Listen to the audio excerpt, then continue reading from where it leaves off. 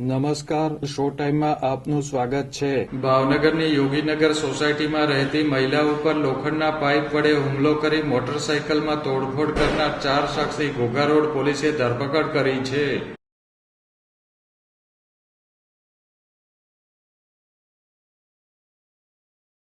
ભાવનગરમાં 1.5 વર્ષ પહેલા દિવાળીની રાત્રિના ડોક્ટર શિવરાજભાઈ લાખાણીની હત્યા થઈ હતી। આ દિવસે ઈજાગ્રસ્ત શિવરાજભાઈને વિજયભાઈ મકાભાઈ ગોહિલ કારમાં સુવરાવી હોસ્પિટલ લઈ ગયા હતા। આ બાબતની દાજ રાખી ખૂન કેસના આરોપીઓ અવારનવાર ધમકી આપી જામીન ઉપર છૂટવા અંગે થયેલ ખર્ચની માગણી કરી ધમકી આપતા હતા અને વિજયભાઈ તેમજ તેમના પુત્ર પાસેથી બળજબરીથી રૂપિયા 10,000 કઢાવી લીધા હતા।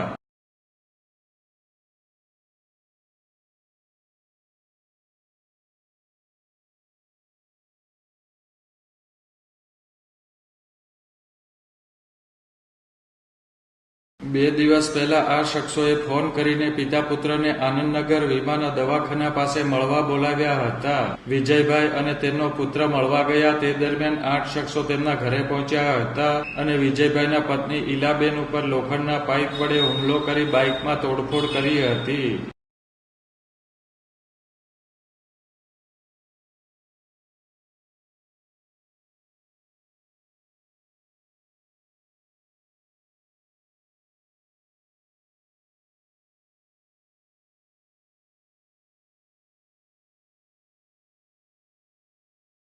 આ બનાવ અંગે ઘોઘા રોડ પોલીસે ગુનો નોંધી 4 શખ્સની ધરપકડ કરી કાયદેસર કાર્યવાહી હાથ ધરી છે।